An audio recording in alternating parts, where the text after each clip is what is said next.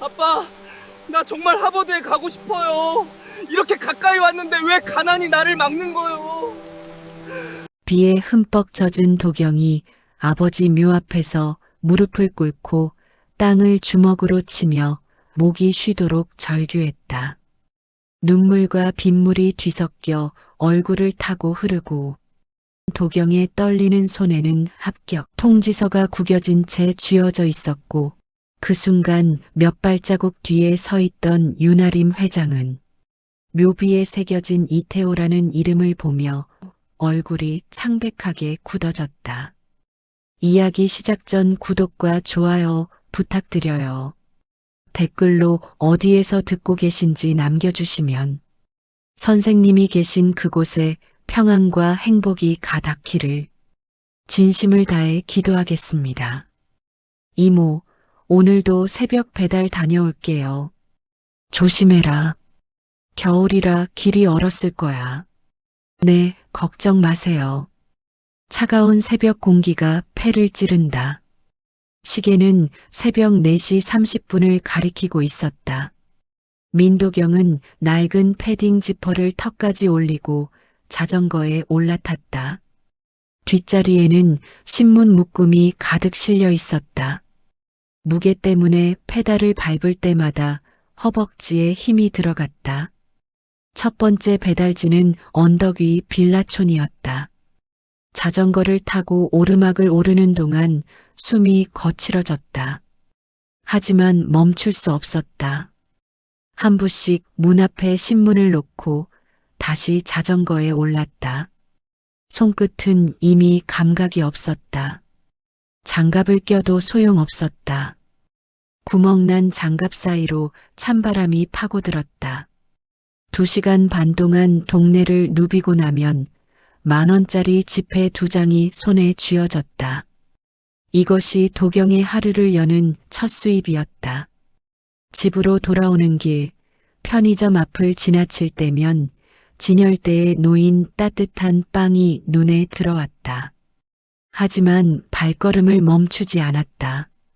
집에는 어제 저녁에 먹다 남은 밥이 있었다. 오전 7시 도경은 낡은 교복으로 갈아입었다. 바지 밑단은 해져서 실밥이 풀려 있었고 와이셔츠 소매는 여러 번 기운 흔적이 역력했다. 거울을 보며 머리를 빗었다. 거울 모서리가 깨져 있었지만 그것으로도 충분했다. 학교까지는 걸어서 30분 거리였다. 버스비를 아끼기 위해서였다. 겨울바람이 매섭게 불었지만 도경은 묵묵히 걸었다. 가방 속에는 도서관에서 빌린 영어 원서와 낡은 수첩이 들어 있었다. 수첩에는 빼곡하게 영어 단어가 적혀 있었다. 학교에 도착하면 가장 먼저 하는 일은 도서관에 가는 것이었다. 아침 자습 시간, 다른 학생들이 졸거나 떠들 때 도경은 단 한 번도 책에서 눈을 떼지 않았다. 영어 지문을 읽고 모르는 단어를 찾고 문장 구조를 분석했다. 점심시간에도 마찬가지였다. 급식을 빠르게 먹고 나면 다시 도서관으로 향했다. 그의 책상 서랍에는 하나의 사진이 붙어 있었다. 하버드 대학교 정문 사진이었다.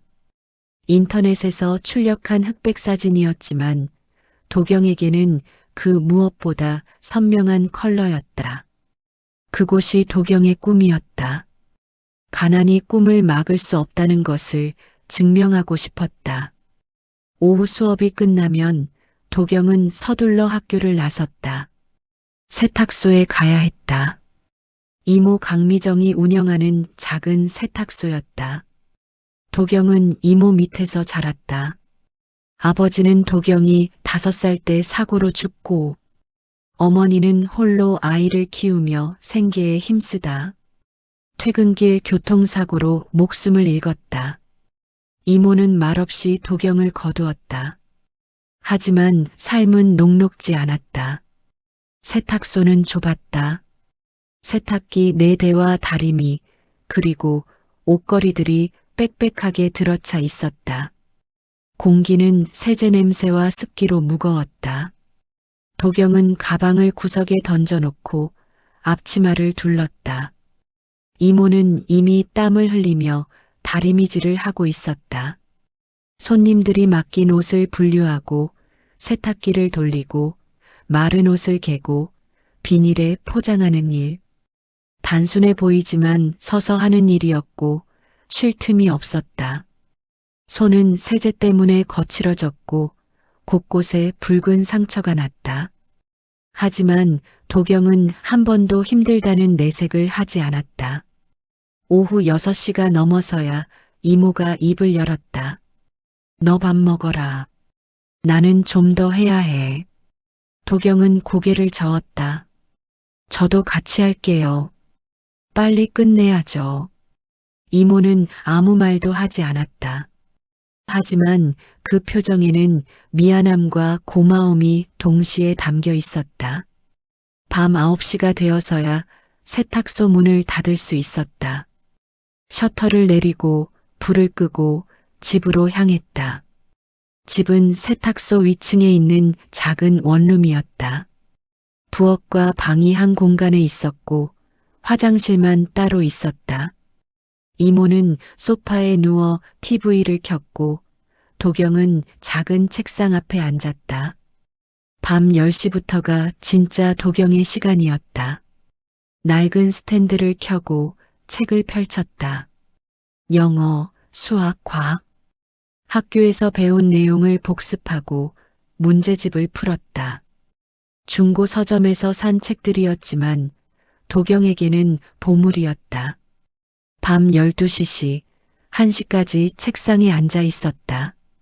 눈꺼풀이 무거워질 때면 하버드 사진을 다시 한번 바라봤다. 그렇게 하루가 끝났다. 새벽 배달부터 밤늦은 공부까지 쉴 틈 없는 하루였다. 하지만 도경은 이것이 자신의 일상이라는 것을 받아들였다. 아니, 받아들일 수밖에 없었다. 가난은 선택이 아니었고 환경도 선택할 수 없었다. 하지만 꿈만은 자신이 선택할 수 있었다. 침대에 누울 때 도경은 천장을 바라보았다. 곰팡이가 핀 천장이었지만 그 너머에는 별이 있다고 상상했다. 그리고 그 별 중 하나가 하버드라고 믿었다. 내일도 새벽 4시 30분에 일어나야 했다. 하지만 그것도 괜찮았다. 한 걸음 한 걸음이 꿈에 가까워지는 길이라고 믿었다. 도경이 학교 복도를 걷고 있을 때 게시판에 붙은 포스터가 눈에 들어왔다. 제15회 전국 고등학생 영어 스피치 대회라는 제목이 크게 적혀 있었다. 상금은 없었지만 1등에게는 해외 대학 장학금 추천 기회가 주어진다고 적혀 있었다. 도경은 그 자리에 멈춰섰다. 심장이 빠르게 뛰기 시작했다. 이것이 기회일 수 있었다. 하버드로 가는 길에 놓인 첫 번째 징검다리.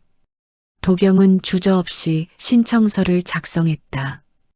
담당 선생님은 도경을 보며 의아한 표정을 지었다. 학교에서 영어를 잘하는 학생은 많았지만 도경처럼 배경이 어려운 학생이 이런 대회에 나서는 경우는 드물었다. 준비 기간은 한 달이었다. 도경은 매일 밤 세탁소 일을 마치고 나면 스피치 원고를 작성했다. 주제는 꿈을 향한 여정이었다. 도경은 자신의 이야기를 담기로 했다. 가난이 꿈을 막을 수 없다는 것, 환경이 미래를 결정하지 않는다는 것. 진부할 수 있지만 도경에게는 진심이었다. 원고를 쓰고 발음을 연습하고 제스처를 다듬었다. 거울 앞에서 수십 번 연습했다. 작은 방에서 혼자 소리내어 읽었다. 이모는 그런 도경을 보며 아무 말도 하지 않았다. 하지만 가끔 몰래 문틈으로 도경을 바라볼 때가 있었다. 그 눈빛에는 걱정과 응원이 동시에 담겨 있었다.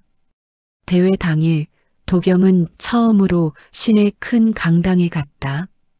참가자들은 모두 깔끔한 옷을 입고 있었다. 명품 가방을 든 학생들도 있었고 부모님과 함께 온 학생들도 많았다.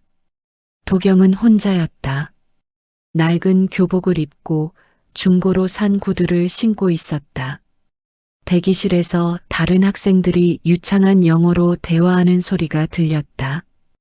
해외 어학 연수를 다녀온 학생들이 많았다. 도경은 긴장했다. 하지만 무대에 오르는 순간 모든 것이 사라졌다. 오직 자신의 목소리와 메시지만 남았다. 마이크를 잡고 심호흡을 했다. 그리고 입을 열었다. 목소리는 떨리지 않았다. 자신의 이야기를 담담하게 하지만 힘있게 전달했다. 새벽 배달을 하며 공부했던 이야기, 세탁소에서 일하며 꿈을 키웠던 이야기, 하버드를 향한 간절함. 청중들은 조용히 듣고 있었다. 어떤 사람들은 눈시울을 붉혔다. 스피치가 끝나고 박수가 터져나왔다. 도경은 고개를 숙여 인사하고 무대를 내려왔다. 심장이 여전히 빠르게 뛰고 있었다. 결과 발표까지는 1시간이 걸렸다. 도경은 복도 구석에 앉아 기다렸다. 다른 학생들은 부모님과 함께 카페에서 차를 마시고 있었지만 도경은 혼자였다. 드디어 발표 시간이 왔다. 사회자가 마이크를 잡았다. 3등부터 발표되었다. 도경의 이름은 불리지 않았다. 2등도 마찬가지였다. 그리고 마침내 1등이 호명되었다. 이도경. 그 순간 시간이 멈춘 것 같았다. 도경은 천천히 일어났다. 다리에 힘이 들어가지 않았다. 무대로 걸어가는 동안 주변의 박수 소리가 멀게 들렸다. 트로피와 상장을 받았다. 손이 떨렸다. 이것이 현실인지 꿈인지 구분이 되지 않았다. 시상식이 끝나고 한 여성이 도경에게 다가왔다. 하버드 대학교 한국 동문회 관계자였다. 그는 명함을 건네며 말했다. 도경의 스피치가 인상 깊었고 하버드 장학생 후보로 추천하고 싶다는 것이었다. 서류를 준비하면 최종 심사에 오를 수 있다고 했다. 도경은 명함을 받아들었다. 손이 떨려서 명함이 바닥에 떨어질 뻔했다. 이것이 진짜였다. 꿈이 현실이 될 수 있는 첫 번째 관문이었다. 집으로 돌아가는 길, 도경은 명함을 몇 번이고 다시 봤다. 하버드라는 글자가 선명하게 박혀 있었다. 세탁소에 도착했을 때 이모는 다리미질을 하고 있었다. 도경은 조심스럽게 입을 열었다. 대회에서 1등을 했다고, 하버드 장학생 후보에 올랐다고. 이모는 손을 멈췄다. 표정이 굳었다. 기쁨이 아니라 걱정이 먼저 떠올랐다. 이모는 긴 침묵 끝에 입을 열었다. 축하한다고, 잘했다고. 하지만 목소리에는 힘이 없었다. 도경은 그 뉘앙스를 알아챘다. 하버드는 너무 멀고 너무 비싼 꿈이었다. 현실적으로 불가능에 가까웠다. 그날 밤 도경은 잠을 이루지 못했다. 트로피와 상장을 책상 위에 놓고 바라봤다. 그리고 하버드 명함도 함께. 희망의 불씨가 켜졌다. 하지만 동시에 현실의 벽도 느껴졌다. 꿈과 현실 사이의 거리가 얼마나 먼지 절감하는 밤이었다. 며칠 후 세탁소에 한 통의 우편물이 도착했다. 건물주가 보낸 통지서였다. 이모는 봉투를 뜯고 내용을 확인했다. 얼굴이 창백해졌다. 임대료 인상 통보였다. 기존 월세에서 50만 원이 오른 금액이었다. 재개발 지구로 지정되면서 주변 임대료가 일제히 오른 것이었다. 이모는 통지서를 책상 위에 내려놓고 한참을 말없이 앉아 있었다. 도경은 그 모습을 지켜봤다. 이미 세탁소 운영이 빠듯했다는 것을 알고 있었다. 매달 월세와 전기료, 수도료를 내고 나면 남는 것이 거의 없었다. 50만 원 인상은 감당할 수 없는 금액이었다. 다음 날 이모는 건물주를 찾아갔다. 조금만 유예를 해달라고, 조금만 시간을 달라고 부탁했다. 하지만 건물주는 냉정했다. 다른 세입자들도 모두 같은 조건이라고, 올릴 수 없으면 나가야 한다고 했다. 재개발이 확정되면 건물 자체가 철거될 예정이었다. 이모는 무거운 발걸음으로 세탁소로 돌아왔다. 도경은 그 표정만 봐도 결과를 알 수 있었다. 그날 저녁 식탁에는 침묵만 흘렀다. 밥을 먹는 동안 아무도 입을 열지 않았다. 숟가락이 그릇에 부딪히는 소리만 들렸다. 며칠 후 이모가 도경을 불렀다. 세탁소 문을 닫은 후 둘이 마주 앉았다. 이모는 천천히 입을 열었다. 세탁소를 정리해야 할 것 같다고, 더 이상 버티기 어렵다고, 그리고 도경에게 공장 취업을 권유했다. 지인이 소개해 줄 수 있는 곳이 있다고, 고등학교만 졸업하면 취직할 수 있다고. 도경은 아무 말도 하지 못했다. 목구멍이 막힌 것 같았다. 이모는 계속 말을 이었다. 하버드는 너무 먼 꿈이라고, 현실을 봐야 한다고, 당장 생계가 급하다고, 미안하지만 유학은 포기해야 한다고. 도경은 고개를 끄덕였다. 반박할 수 없었다. 현실은 냉정했다. 꿈보다 생존이 먼저였다. 밤 도경은 책상 서랍에서 하버드 합격 후보 통지서를 꺼냈다. 손으로 만져봤다. 종이는 얇았지만 무게는 무거웠다. 다음 날 학교에서 친구들이 도경을 축하했다. 하버드 후보에 올랐다는 소식이 퍼진 것이었다. 선생님들도 격려했다. 하지만 도경은 웃을 수 없었다.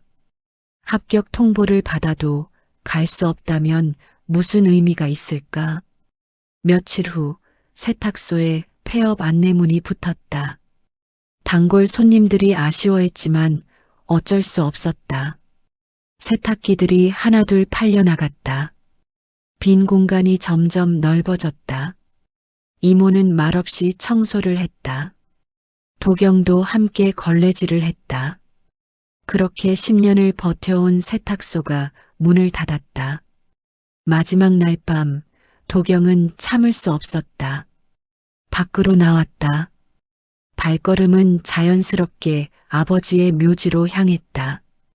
버스를 2번 갈아타고 언덕을 올라갔다. 묘지는 조용했다. 비가 내리고 바람 소리만 들렸다. 도경은 아버지 묘 앞에 무릎을 꿇었다. 비석에 새겨진 이름을 손으로 쓰다듬었다. 이태호. 도경이 5살 때 세상을 떠난 아버지. 얼굴도 제대로 기억나지 않았다. 하지만 이모가 가끔 해주던 얘기가 있었다. 아버지도 공부를 잘했다고, 꿈이 많았다고. 하지만 사고로 모든 것이 끝났다고. 도경은 참았던 눈물이 터져나왔다. 하버드 통지서를 주머니에서 꺼내 아버지 묘 앞에 놓았다. 목소리가 떨렸다. 하버드에 가고 싶다고, 정말 가고 싶다고. 하지만 갈 수 없다고. 현실이 너무 무겁다고. 차가운 땅에 이마를 대고 울었다. 하늘은 어두웠고 별은 보이지 않았다. 꿈이 멀어지는 것이 느껴졌다. 손에 닿을 것 같았던 희망이 안개처럼 사라지고 있었다. 도경은 그 자리에서 한참을 울었다. 아무도 없는 묘지에서 혼자. 도경에게는 박세안이라는 친구가 있었다. 같은 학교에 다니지는 않았지만 동네 카페에서 함께 아르바이트를 했던 사이였다. 세안은 밝고 긍정적인 성격으로 도경이 힘들 때마다 곁에서 응원해주던 친구였다. 어느 날 세안은 카페에서 도경을 만났다. 도경의 표정이 어두웠다. 무슨 일이냐고 물었지만 도경은 괜찮다고만 했다. 하지만 세안은 눈치챘다. 뭔가 큰 일이 있다는 것을. 며칠 후 세안은 학교 홈페이지에서 도경의 스피치 대회 수상 소식을 봤다. 하버드 장학생 후보라는 기사도 함께 올라와 있었다. 세안은 즉시 도경에게 연락했다. 축하한다고, 대단하다고. 하지만 도경의 대답은 차갑고 짧았다. 세안은 직감했다. 뭔가 문제가 있다는 것을. 직접 만나서 이야기를 들었다. 도경은 처음에는 말하지 않으려 했지만 결국 모든 것을 털어놓았다. 세탁소 폐업, 경제적 어려움, 하버드 포기. 세안은 조용히 들었다. 그날 밤 세안은 잠을 이루지 못했다. 도경의 이야기가 머릿속을 떠나지 않았다. 재능 있는 친구가 단지 돈 때문에 꿈을 포기해야 한다는 것이 억울했다. 뭔가 도울 방법이 없을까 고민했다. 다음 날 세안은 결심했다. 도경의 이야기를 사람들에게 알리기로. SNS의 힘을 믿었다. 세안은 영상 편집을 취미로 했고 SNS에도 능숙했다. 학교 홈페이지에 올라온 도경의 스피치 영상을 다운받았다. 영상을 편집했다. 도경의 스피치 중 가장 감동적인 부분을 발췌하고 자막을 달았다. 그리고 간단한 설명을 추가했다. 가난 속에서도 꿈을 포기하지 않은 청년, 하버드 장학생 후보에 올랐지만 경제적 이유로 포기 위기에 처한 이야기. 세안은 자신의 SNS 계정에 영상을 올렸다. 처음에는 반응이 없었다. 조회수는 몇십 명에 불과했다. 하지만 세안은 포기하지 않았다. 여러 커뮤니티에 공유하고 해시태그를 달았다. 며칠 후 조회수가 1000명을 넘었다. 그리고 다음 날에는 10,000명을 넘었다. 댓글이 달리기 시작했다. 응원의 메시지, 감동했다는 말, 도움을 주고 싶다는 사람들. 영상은 점점 퍼져나갔다. 일주일 후 영상 조회수는 10만을 넘었다. 지역 언론에서도 관심을 보이기 시작했다. 기자들이 연락을 해왔다. 도경의 이야기를 취재하고 싶다고. 세안은 모든 연락을 정리해서 도경에게 전달했다. 도경은 처음에는 당황했다. 자신의 이야기가 이렇게 퍼질 줄 몰랐다. 부끄러웠고 민망했다. 하지만 동시에 감사했다. 세안이 자신을 위해 이렇게까지 해준 것이, 그리고 낯선 사람들이 응원해주는 것이. 지역 신문에 도경의 이야기가 실렸다. 가난한 청년의 하버드 꿈이라는 제목으로. 기사가 나간 후 반응은 폭발적이었다. 후원 문의가 쏟아졌다.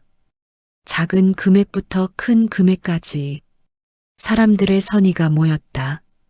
하지만 도경은 복잡한 마음이었다. 감사했지만 동정받는 것 같아서 불편했다. 자신의 힘으로 이루고 싶었던 꿈이 다른 사람들의 도움으로 이루어지는 것 같았다. 하지만 세안은 말했다. 도움을 받는 것도 용기라고, 그리고 이것은 동정이 아니라 응원이라고. 도경은 그 말에 조금씩 마음을 열었다. 그리고 후원해 주시는 분들께 감사 메시지를 전했다.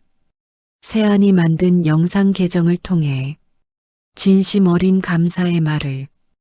사람들은 더욱 뜨겁게 응원했다. 작은 희망의 불씨가 다시 살아나고 있었다.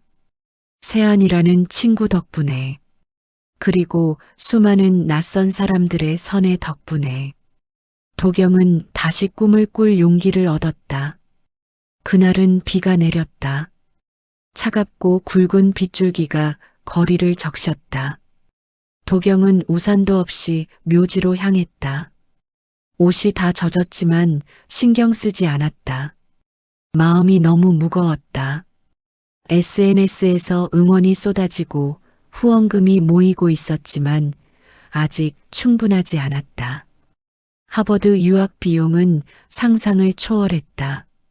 그리고 무엇보다 이모가 여전히 반대하고 있었다.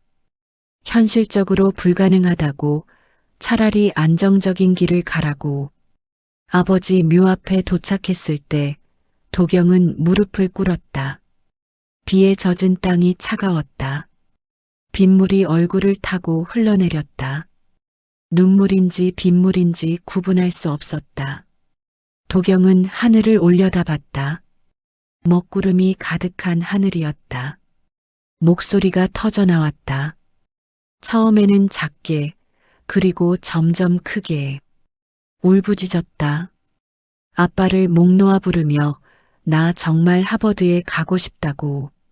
이렇게 가까이 왔는데 왜 이렇게 힘든지, 왜 가난이 꿈을 막는지.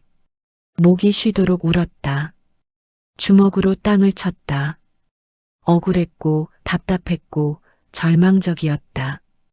이렇게 노력했는데, 이렇게 간절한데 왜 안 되는 건지. 신은 정말 존재하는 건지. 그 순간 뒤에서 인기척이 들렸다. 도경은 고개를 돌리지 않았다. 다른 묘를 찾아온 사람이겠거니 생각했다. 하지만 발소리가 멈추지 않고 가까워졌다. 윤아림 회장이었다. 비서와 함께 우산을 쓰고 있었지만 표정은 굳어 있었다. 하림은 몇 발자국 떨어진 곳에 서서 도경을 바라봤다. 젊은 청년이 빗속에서 무릎 꿇고 울고 있었다. 그 모습이 하림의 가슴을 찔렀다. 하림은 도경이 울부짖는 소리를 들었다. 하버드에 가고 싶다는 절규를, 그리고 무엇보다 도경이 아버지라고 부르는 묘비를 봤다. 이태호. 그 이름을 보는 순간 하림의 얼굴이 창백해졌다. 이태호. 15년 전 YK그룹에서 인턴으로 일했던 젊은이. 총명하고 성실했던, 미래가 촉망되었던 인재. 하림의 눈에 띄어 발탁되었고 정규직 전환을 앞두고 있었던, 하지만 회사 업무 중 사고로 목숨을 잃었던. 하림은 그날을 기억했다. 이태호의 장례식에 참석했던 것을, 아내와 어린 아들이 울고 있었던 것을, 보상금을 전달했지만 그것으로는 부족하다는 것을 알았던, 죄책감이 평생 마음 한구석에 남아 있었던, 그리고 지금 그 아들이 자신의 앞에 무릎 꿇고 울고 있었다. 하림은 숨이 막혔다. 비서에게 조용히 지시했다. 저 청년에 대해 조사하라고. 모든 것을 알아보라고. 도경은 여전히 울고 있었다. 뒤에 누가 있는지 몰랐다. 아니, 알고 싶지 않았다. 지금은 그저 울고 싶었다. 모든 것을 쏟아내고 싶었다. 하림은 천천히 뒤로 물러났다. 우산 아래서 도경을 마지막으로 한 번 더 바라봤다. 그리고 돌아섰다. 차에 타면서 하림은 비서에게 다시 한번 강조했다. 최대한 빨리, 최대한 자세하게 조사하라고. 차가 떠난 후에도 도경은 한참을 그 자리에 있었다. 비는 계속 내렸다. 도경은 천천히 일어났다. 비틀거리는 발걸음으로 묘지를 떠났다. 버스 정류장까지 걸어가는 동안 도경은 자신이 얼마나 축축하게 젖었는지도 몰랐다. 그날 밤 하림 회장은 사무실에 혼자 남았다. 책상 위에는 이태호의 인사 파일이 놓여 있었다. 15년 전 자료였지만 회사 기록 보관소에서 찾아낸 것이었다. 사진을 보며 하림은 긴 한숨을 쉬었다. 그리고 다음 날 비서에게서 보고를 받았다. 이도경이라는 청년, 이태호의 아들, 이모 밑에서 자람, 성적 우수 하버드 장학생 후보. 하지만 경제적 어려움으로 포기 위기. 최근 SNS에서 화제. 하림은 보고서를 덮었다. 결심이 섰다. 15년 전 갚지 못한 빚을 이제 갚아야 할 때였다. 이태호에게 미안했던 마음, 그 아들에게 기회를 주지 못한 것에 대한 책임. 이제 바로잡을 수 있었다. 운명의 교차였다. 빗속 묘지에서 두 사람의 인생이 다시 만났다. 하나는 절망 속에서 울부짖었고 하나는 과거의 빚을 떠올렸다. 그리고 이제 모든 것이 달라질 준비가 되었다. 회장님, 조사 결과를 정리했습니다. 읽어보게. 네, 회장님. 비서는 파일을 펼쳤다. 윤아림 회장은 창밖을 바라보며 보고를 들었다. 밤이었지만 사무실 불은 여전히 켜져 있었다. 이도경에 대한 모든 것이 그 파일에 담겨 있었다. 출생 기록부터 학교 성적, 수상 경력, 그리고 현재 생활 상황까지. 비서는 차분하게 내용을 읽어 내려갔다. 도경은 20살이었다. 어머니는 교통사고로 사망했다. 아버지 이태호는 도경이 5살 때 YK그룹 업무 중 사고로 사망했다. 그 후 도경은 이모 강미정에게 맡겨졌다. 법적 후견인은 미정이었고 둘은 세탁소 위 작은 원룸에서 살아왔다. 학교 성적은 우수했다. 전교 상위 5% 이내를 유지했다. 특히 영어 과목에서 두각을 나타냈다. 교사 평가에는 성실하고 책임감 강함, 어려운 환경 속에서도 포기하지 않는 의지 같은 코멘트가 적혀 있었다. 경제 상황은 열악했다. 미정이 운영하던 세탁소는 최근 폐업했다. 재개발 지구 지정으로 임대료가 급등했기 때문이었다. 도경은 신문 배달과 세탁소 일을 병행하며 생활비를 벌어왔다. 통장 잔고는 30만 원에 불과했다. 최근에는 전국 영어 스피치 대회에서 1등을 차지했다. 하버드 대학교 장학생 후보로 추천받았다. 하지만 유학 비용 문제로 포기 직전이었다. 친구가 SNS에 올린 영상이 화제가 되면서 작은 후원금이 모이고 있지만 여전히 부족한 상황이었다. 하림은 보고를 다 듣고 나서 긴 침묵에 빠졌다. 창밖으로 도시의 불빛이 반짝이고 있었다. 하지만 하림의 눈에는 15년 전의 기억이 떠올랐다. 이태호는 YK그룹의 인턴이었다. 지방 대학을 졸업했지만 실력은 출중했다. 업무 파악이 빨랐고 책임감이 강했다. 하림은 그의 가능성을 알아봤다. 정규직 전환을 약속했고 승진 트랙에 올려놓을 계획이었다. 하지만 그해 겨울 이태호는 회사 물류센터에서 사고를 당했다. 현장 점검 중 적재물이 무너지면서 압사했다. 안전수칙 위반이 원인이었다. 회사는 보상금을 지급했고 하림도 장례식에 참석했다. 그때 본 어린아이가 도경이었다. 5살. 아직 상황을 이해하지 못하는 나이였다. 관 앞에서 엄마 손을 잡고 있던 모습이 기억났다. 그리고 몇 달 후 도경의 어머니마저 세상을 떠났다는 소식을 들었다. 하림은 당시 도경에게 교육 지원을 제안했었다. 하지만 이모가 거절했다. 동정은 필요 없다고, 자신들이 알아서 키우겠다고.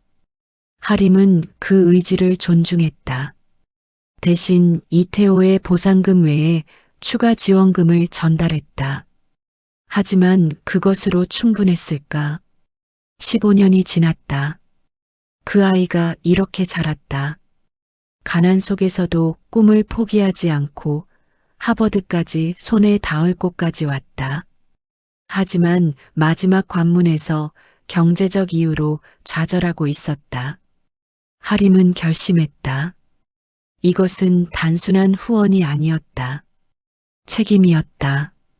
이태호가 살아있었다면 그는 YK그룹에서 중요한 인재가 되었을 것이다. 그의 아들이 이렇게 고생하지 않았을 것이다. 회사의 안전사고가 한 가정을 무너뜨렸다. 하림은 비서에게 지시했다. 도경의 집 주소를 알아내라고. 직접 찾아가겠다고. 비서는 잠시 망설였다. 신중하게 접근해야 한다고 갑작스러운 방문은 오해를 살 수 있다고 조언했다. 하지만 하림은 고집했다. 15년을 기다렸다. 더 이상 미룰 수 없었다. 이태호에게 그리고 그의 아들에게 빚을 갚아야 했다. 다음 날 하림은 개인적으로 조사를 계속했다. 이태호의 인사 기록을 다시 펼쳤다. 입사 지원서, 면접 평가, 근무 기록. 모든 것이 우수했다.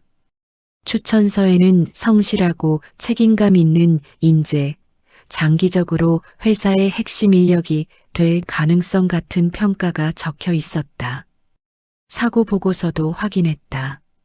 안전장비 미비, 관리 감독 소홀. 회사의 책임이 컸다. 보상금이 지급되었지만 그것으로 한 생명의 가치를 대신할 수 있을까? 하림은 사진을 오래 바라봤다.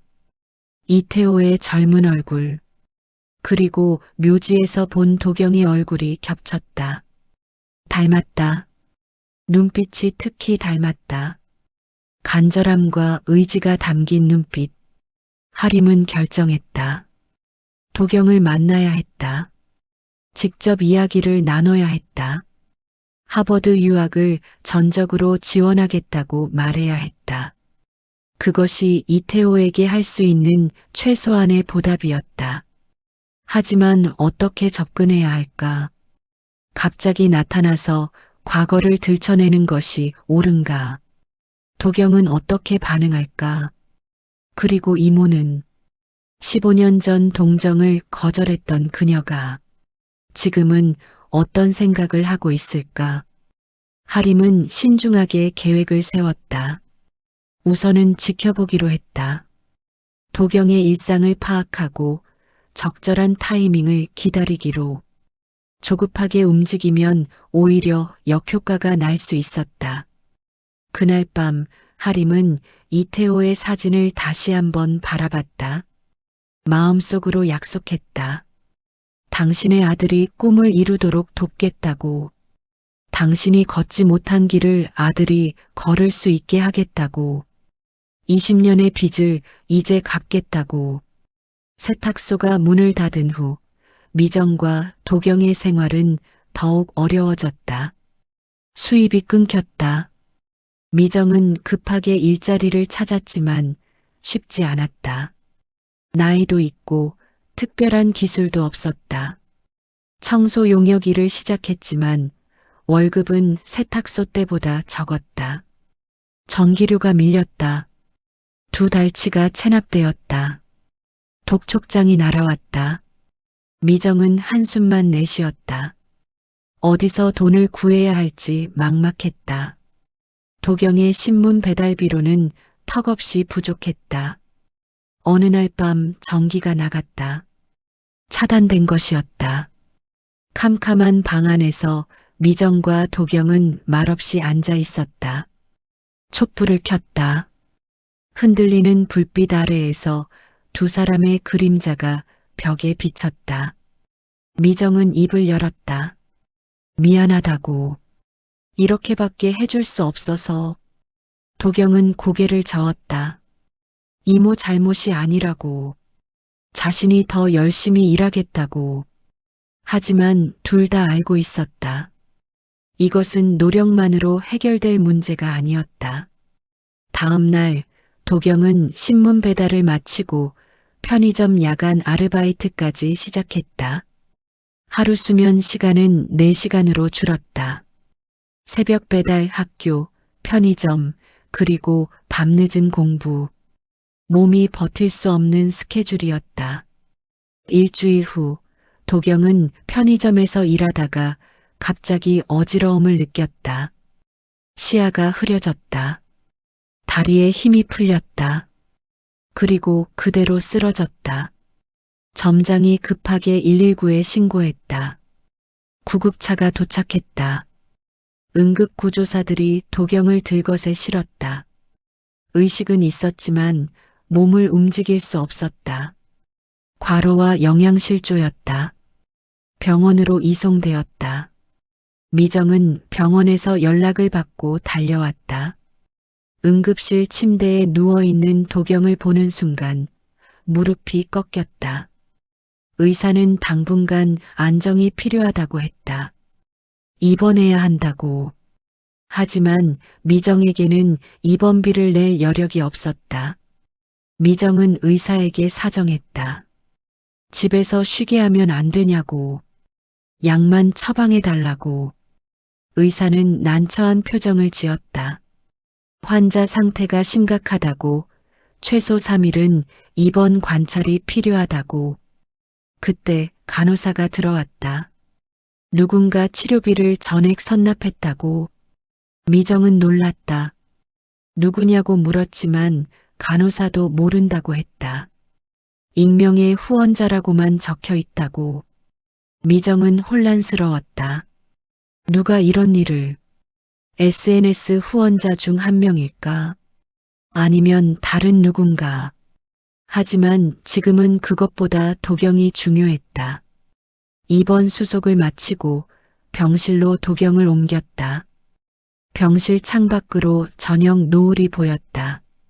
도경은 침대에 누워 천장을 바라봤다. 수액 주사가 팔에 꽂혀 있었다. 몸은 무거웠지만 마음은 더 무거웠다. 이렇게 쓰러질 줄은 몰랐다. 자신이 이렇게 약한 줄 몰랐다. 미정은 도경의 손을 잡았다. 말없이 눈물을 흘렸다. 도경은 처음으로 이모가 우는 모습을 봤다. 강했던 이모가, 한 번도 약한 모습을 보이지 않았던 이모가 울고 있었다. 미정은 흐느끼며 말했다. 미안하다고. 내 꿈을 잡아줘야 했는데, 하버드에 보내줘야 했는데, 이렇게 고생만 시켜서 너무 미안하다고. 도경은 고개를 저었다. 괜찮다고. 이모 덕분에 여기까지 왔다고. 감사하다고. 그날 밤 병실 문이 조용히 열렸다. 윤아림 회장이었다. 비서와 함께였다. 미정은 잠들어 있었고 도경만 깨어 있었다. 도경은 처음 보는 노신사를 보며 놀랐다. 하림은 조용히 다가왔다.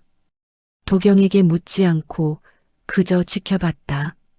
창백한 얼굴, 마른 손, 거친 피부. 이 모든 것이 고난의 흔적이었다. 하림의 가슴이 미어졌다. 도경은 낯선 방문객을 보며 긴장했다. 누구냐고 묻고 싶었지만 목소리가 나오지 않았다. 하림은 잠시 침묵하다가 천천히 입을 열었다. 하지만 자세한 이야기는 하지 않았다. 단지 푹 쉬라고만 했다. 그리고 조용히 병실을 나갔다. 복도에서 하림은 비서와 대화를 나눴다. 의사에게 최상의 치료를 지시했다. 비용은 신경 쓰지 말고 환자가 완전히 회복될 때까지 모든 것을 지원하라고. 그때 젊은 여성이 복도를 걸어왔다. 윤은서였다. 하림의 딸이었다. 아버지가 병원에 있다는 연락을 받고 달려온 것이었다. 은서는 아버지를 보며 물었다. 무슨 일이냐고. 누가 아픈 것이냐고. 하림은 간단하게 설명했다. 오래전 회사에서 함께 일했던 직원의 아들이라고. 지금 어려운 상황에 처해 있어서 돕고 있다고. 은서는 아버지의 표정을 읽었다. 단순한 동정이 아니라는 것을. 은서는 병실 쪽을 바라봤다. 창문 너머로 침대에 누운 젊은이가 보였다. 그리고 옆에서 졸고 있는 중년 여성도. 은서는 직감적으로 알았다. 이것이 중요한 일이라는 것을. 은서는 아버지에게 물었다. 자신이 도울 일이 있냐고. 하림은 고개를 끄덕였다. 곧 내 도움이 필요할 거라고.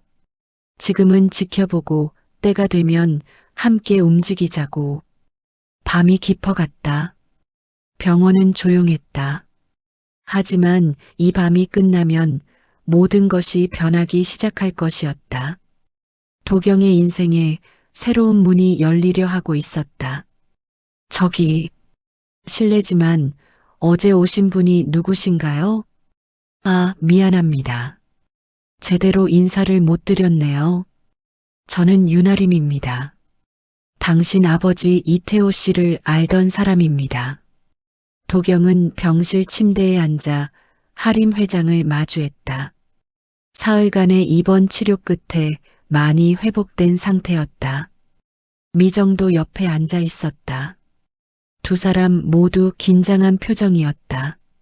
하림은 천천히 이야기를 시작했다. 15년 전으로 거슬러 올라갔다. YK그룹 인턴이었던 이태호. 젊고 유능했던 그 청년. 하림이 직접 발탁했고 미래를 기대했던 인재. 하지만 회사 사고로 목숨을 잃은 비극. 도경은 숨을 죽이고 들었다. 아버지에 대해 아는 것이 거의 없었다. 사진 몇 장과 이모가 가끔 해주는 이야기가 전부였다. 하지만 지금 아버지의 상사였던 사람이 직접 이야기를 해주고 있었다. 하림은 계속 말했다. 이태호가 얼마나 성실했는지, 얼마나 책임감이 강했는지, 동료들에게 인기가 많았고 상사들에게 신뢰를 받았다. 정규직 전환을 앞두고 있었고 빠른 승진도 예상되었다. 하지만 모든 것이 그 사고로 끝났다. 하림은 목소리를 낮췄다. 그 사고는 회사의 안전관리 소홀 때문이었다. 법적 책임을 다했지만 도덕적 책임은 여전히 남아있다. 15년이 지났지만 그 죄책감은 사라지지 않았다. 그리고 며칠 전 묘지에서 도경을 봤다. 빗속에서 무릎 꿇고 하버드를 외치는 그 모습. 그 순간 모든 것이 연결되었다. 이태호의 아들이 같은 꿈을 꾸고 있었다. 하지만 가난 때문에 좌절하고 있었다. 하림은 도경을 똑바로 바라봤다. 그리고 말했다. 하버드 유학, 내가 책임지겠다고. 학비, 생활비, 모든 비용. 아버지가 이루지 못한 꿈을 아들이 이루도록 돕고 싶다고. 이것은 동정이 아니라 책임이라고. 도경은 눈을 크게 떴다. 믿을 수 없었다. 꿈인지 현실인지 구분이 안 됐다. 하버드. 그 단어가 입술에서 맴돌았다. 정말 갈 수 있다는 것인가? 정말 꿈이 이루어질 수 있다는 것인가? 하지만 미정이 입을 열었다. 감사하지만 받을 수 없다고. 15년 전에도 거절했고 지금도 마찬가지라고. 동정으로 받는 도움은 원하지 않는다고. 자신들은 스스로 살아갈 수 있다고. 하림은 고개를 저었다. 이것은 동정이 아니라고. 회사가 자신이 갚아야 할 빚이라고. 이태호가 살아있었다면 지금쯤 임원이 되어 있었을 것이고 아들도 이렇게 고생하지 않았을 거라고. 미정은 단호했다. 그래도 안 된다고. 도경이 스스로 이루어야 한다고. 다른 사람의 돈으로 이룬 꿈은 진짜 꿈이 아니라고. 이모의 목소리는 떨렸지만 의지는 확고했다. 도경은 두 사람을 번갈아 봤다. 마음이 찢어지는 것 같았다. 하버드에 가고 싶었다. 너무너무 가고 싶었다. 하지만 이모의 자존심도 이해했다. 15년간 동정 없이 살아온 이모의 삶도 존중해야 했다. 하림은 침착하게 말했다. 생각할 시간을 드리겠다고. 급하게 결정할 필요 없다고. 하지만 제안은 계속 유효하다고. 명함을 남기고 일어났다. 병실을 나서면서 하림은 복도에서 은서를 만났다. 딸은 며칠간 병원을 오가며 도경에 대해 알아봤다. SNS 영상도 봤고 스피치 대회 기록도 확인했다. 하버드 장학생 후보 선정 과정도 조사했다. 은서는 아버지에게 말했다. 저 청년 재능이 있다고. 단순히 불쌍해서가 아니라 투자 가치가 있다고. 하버드 후보로 선정된 것은 실력이 뒷받침되었기 때문이라고. 감정이 아니라 이성으로 판단해도 지원할 만하다고. 하림은 딸을 보며 미소 지었다. 내가 그렇게 평가한다면 더 확신이 든다고. 은서는 제안했다. 자신이 실무를 맡겠다고. 장학 시스템을 설계하고 유학 준비를 돕겠다고. 미국 정착 지원까지 포함해서. 하림은 고개를 끄덕였다. 고맙다고. 하지만 급하게 밀어붙이지 말고 그들의 속도에 맞추라고. 자존심이 상하지 않도록 조심스럽게 접근하라고. 그날 밤 병실에서는 긴 대화가 이어졌다. 미정과 도경, 이모와 조카, 15년을 함께 살아온 두 사람. 하버드를 둘러싼 갈등은 단순하지 않았다. 미정은 말했다. 내 꿈을 빼앗고 싶지 않다고. 하지만 남의 돈으로 사는 삶을 가르치고 싶지도 않다고. 자존심을 잃으면 그것은 삶이 아니라고. 도경은 반박했다. 이것은 동정이 아니라 기회라고. 아버지가 회사를 위해 목숨을 잃었다면 회사가 책임지는 것이 당연하다고. 이것은 시혜가 아니라 보상이라고. 밤이 깊어갔다. 결론은 나지 않았다. 하지만 둘 다 알고 있었다. 이 제안을 거절하면 하버드는 영원히 사라진다는 것을. 하지만 받아들이면 평생 빚진 것 같은 마음으로 살아야 한다는 것을. 도경은 창밖을 바라봤다. 밤하늘에 별이 떠 있었다. 하버드라는 별이 이렇게 가까이 왔다. 손만 뻗으면 닿을 것 같았다. 하지만 그 손을 뻗는 것이 왜 이렇게 어려운가? 도경아, 내가 TV에 나왔어. 뭐라고? 지금 뉴스 틀어봐. 세안이 흥분한 목소리로 전화를 걸어왔다. 도경은 퇴원한 지 이틀째였다. 집에서 쉬고 있었다. 황급히 TV를 켰다. 지역 뉴스가 방송되고 있었다. 화면에 도경의 얼굴이 떴다. 스피치 대회 영상이었다. 그리고 자막이 흘렀다. 가난 속에서 꿈을 키운 청년, 하버드 장학생 후보에 올라. 앵커는 감동적인 톤으로 도경의 이야기를 전했다. 세안이 만든 SNS 영상이 언론의 주목을 받은 것이었다. 처음에는 지역 신문에 작게 실렸지만 이제는 방송까지 나갔다. 조회수는 100만을 넘었다. 댓글은 수천 개가 달렸다. 방송은 도경의 일상을 재현했다. 새벽 배달, 세탁소 일, 밤늦은 공부. 인터뷰 영상도 포함되었다. 세안이 촬영했던 짧은 인터뷰였지만 도경의 진심이 담겨 있었다. 꿈을 포기하고 싶지 않다는 간절함이. 방송이 끝나고 전화가 쏟아졌다.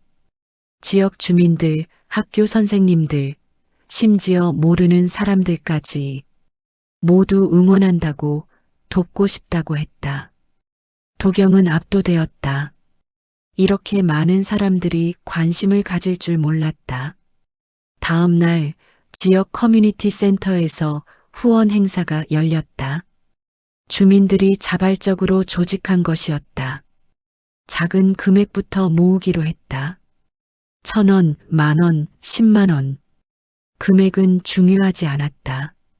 마음이 중요했다. 도경과 미정은 행사장에 초대받았다. 처음에는 거절하려 했지만 주민들의 간곡한 부탁에 못 이겨 참석했다. 센터는 사람들로 가득 찼다. 노인부터 아이들까지 모두 도경을 보러 온 것이었다. 한 할머니가 도경에게 다가왔다. 손에 봉투를 쥐고 있었다. 떨리는 손으로 봉투를 건넸다. 많지 않지만 마음이라고. 하버드 가서 공부 열심히 하라고. 도경은 봉투를 받으며 고개를 깊이 숙였다. 이어서 다른 사람들도 줄을 섰다. 젊은 부부, 대학생, 자영업자 모두 자신의 형편에 맞춰 후원했다. 어떤 이는 5만 원을, 어떤 이는 1,000원을. 하지만 모두의 마음은 같았다. 도경이 꿈을 이루길 바라는 마음. 미정은 그 모습을 보며 눈물을 흘렸다. 처음에는 자존심 때문에 거부했지만 지금은 달랐다. 이것은 동정이 아니었다. 공동체의 응원이었다. 한 청년의 꿈을 함께 응원하는 따뜻한 마음이었다. 행사가 끝나고 모인 금액은 2천만 원이 넘었다. 하버드 유학비 전체를 충당하기에는 부족했지만 큰 의미가 있었다. 도경 혼자가 아니라 많은 사람들이 함께한다는 증거였다. 그날 저녁 집으로 돌아온 미정은 오랜 침묵 끝에 입을 열었다. 도경을 불러 앉혔다. 표정이 진지했다. 도경은 긴장했다. 무슨 말을 할지 예상됐다. 미정은 천천히 말했다. 미안하다고. 내 꿈을 막으려 했던 것. 자존심 때문에 기회를 놓칠 뻔했던 것.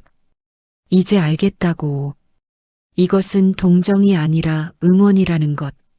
내가 받을 자격이 있는 기회라는 것. 미정은 계속 말했다. 윤 회장의 제안을 받아들이라고. 아버지가 회사를 위해 일하다 돌아가셨다면 회사가 아들을 책임지는 것이 맞다고. 이것은 시혜가 아니라 정당한 권리라고. 도경은 이모를 바라봤다. 이모의 눈에는 눈물이 고여 있었다. 하지만 동시에 결연함도 담겨 있었다. 이모는 마지막으로 말했다. 가라고. 하버드에 가라고. 내 꿈을 이루라고. 여기서 끝날 아이가 아니라고. 도경은 참았던 눈물이 터져나왔다. 이모에게 달려가 안겼다. 둘은 한참을 그렇게 울었다. 15년간 함께 버텨온 두 사람. 가난과 싸우고 절망과 맞서고 그래도 포기하지 않았던 두 사람. 다음 날 도경은 윤아림 회장에게 연락했다. 제안을 받아들이겠다고. 하버드에 가고 싶다고. 도와주시면 평생 은혜를 잊지 않겠다고. 하림은 전화 너머로 따뜻하게 말했다. 은혜랄 것 없다고. 이것은 당연히 해야 할 일이라고. 그리고 은서를 소개했다. 앞으로 모든 실무는 은서가 담당할 거라고. 며칠 후 은서가 도경을 만났다. 카페에서 만나 유학 준비 계획을 논의했다. 은서는 체계적이었다.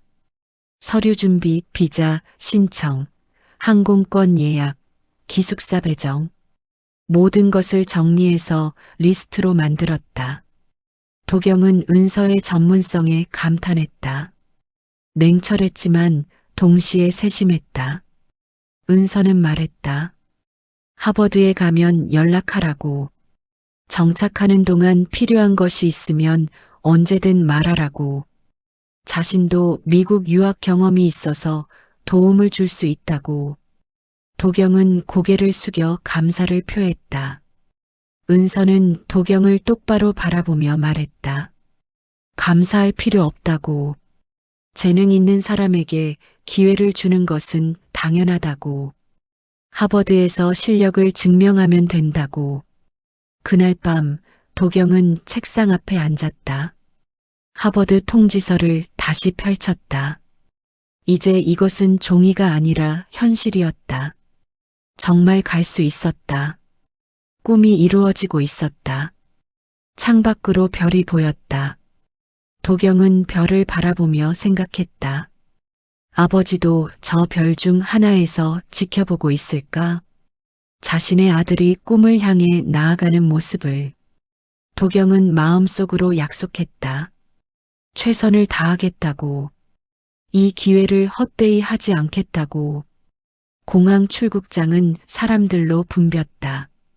가족들이 작별 인사를 나누고 여행객들이 짐을 챙기고 안내방송이 계속 흘렀다.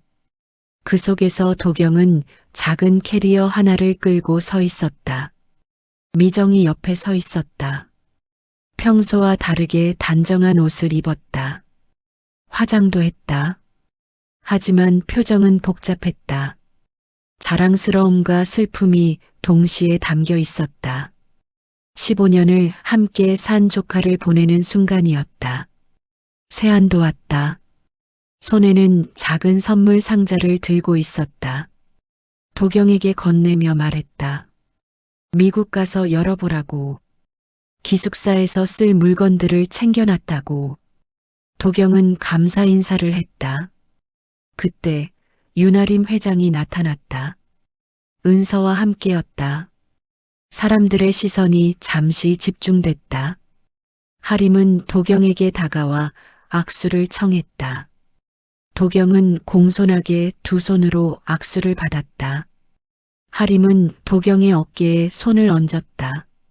목소리는 차분했지만 진심이 담겨 있었다. 내 아버지가 꿈꾸던 길이라고. 이태호는 항상 배우고 싶어 했다고. 더 넓은 세상을 보고 싶어 했다고.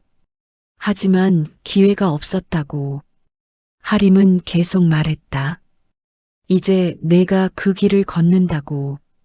아버지가 걷지 못한 길을. 아버지의 꿈까지 함께 이루는 거라고. 그러니 자랑스럽게 가라고. 떳떳하게 공부하고 오라고. 도경은 눈시울이 뜨거워졌다.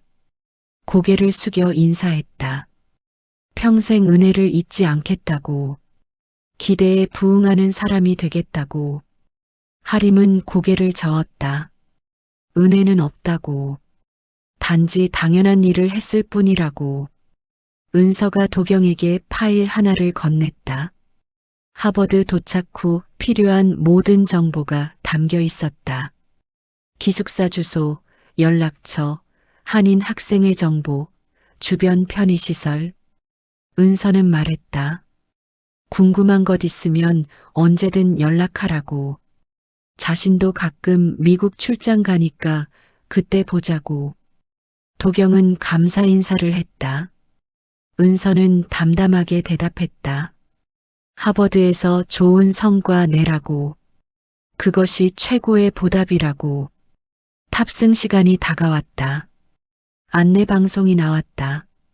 도경은 미정을 바라봤다. 이모는 울음을 참고 있었다. 도경이 다가가 안았다. 둘은 한참을 그렇게 있었다. 미정은 도경의 등을 두드리며 말했다. 잘 다녀오라고. 아프지 말고. 밥 잘 챙겨 먹고. 공부도 중요하지만 건강이 먼저라고. 도경은 고개를 끄덕였다. 알겠다고. 걱정하지 말라고. 도경은 세안에게도 인사했다. 정말 고맙다고. 내가 아니었으면 여기까지 오지 못했을 거라고. 세안은 웃으며 말했다. 친구 당연한 거라고. 미국 가서 재밌는 이야기 많이 만들어 오라고. 돌아와서 들려달라고. 마지막으로 하림과 은서에게 깊이 인사했다. 90도로 허리를 숙였다. 두 사람은 따뜻하게 손을 흔들었다. 도경은 게이트로 향했다. 한 걸음 한 걸음이 무거웠지만 동시에 가벼웠다. 뒤를 돌아봤다. 미정이 손을 흔들고 있었다. 눈물을 닦으면서 도경도 손을 흔들었다. 보안 검색대를 통과했다. 이제 돌아갈 수 없었다. 앞으로만 가야 했다. 도경은 심호흡을 했다. 가슴이 두근거렸다. 설렘과 긴장이 동시에 밀려왔다. 비행기에 올랐다. 좁은 좌석에 앉아 창밖을 바라봤다. 활주로가 보였다. 곧 이륙할 것이었다. 한국을 떠나 미국으로. 가난한 세탁소 위 원룸에서 하버드 기숙사로. 엔진 소리가 커졌다. 비행기가 움직이기 시작했다. 점점 빨라졌다. 그리고 마침내 땅에서 떠올랐다. 하늘로 올라갔다. 창밖으로 서울이 점점 작아졌다. 도경은 눈을 감았다. 지난 15년이 스쳐갔다. 가난했지만 포기하지 않았던 날들. 새벽 배달을 하며 꿈꿨던 순간들. 세탁소에서 일하며 버텼던 시간들. 묘지에서 울부짖었던 밤. 그리고 희망이 찾아온 기적 같은 순간들. 모든 것이 이 순간을 위한 것이었다. 이제 새로운 시작이었다. 하버드에서, 더 넓은 세상에서 도경은 자신의 가능성을 펼칠 것이었다. 비행기는 구름 위로 올라갔다. 하늘은 맑고 푸르렀다. 도경은 창밖을 보며 생각했다. 아버지도 이런 하늘을 보고 싶었을까? 이런 자유를 느끼고 싶었을까? 도경은 마음속으로 말했다. 아버지, 이제 제가 갑니다. 당신이 꿈꾸던 그곳으로. 당신의 꿈을 제가 이루겠습니다. 그리고 돌아와서 더 많은 사람들에게 희망을 나눠주겠습니다. 가난이 꿈을 막을 수 없다는 것을 증명하겠습니다. 비행기는 태평양을 향해 날아갔다. 도경의 새로운 여정이 시작되었다. 영웅이 일상으로 돌아가는 것이 아니라 영웅이 더 큰 세상으로 나아가는 순간이었다. 창밖으로 햇빛이 쏟아졌다. 구름 사이로 빛이 반짝였다. 도경은 미소를 지었다. 두렵지만 설렜다. 힘들겠지만 해낼 수 있었다. 왜냐하면 이미 그는 수많은 고난을 이겨낸 사람이었으니까. 비행기는 계속 날아갔다. 하버드를 향해, 꿈을 향해, 그리고 도경의 진짜 인생을 향해. 끝이 아니라 시작이었다. 오늘의 이야기는 여기까지입니다. 선생님의 오늘도 어제보다 더 행복한 하루 되시길 바랄게요.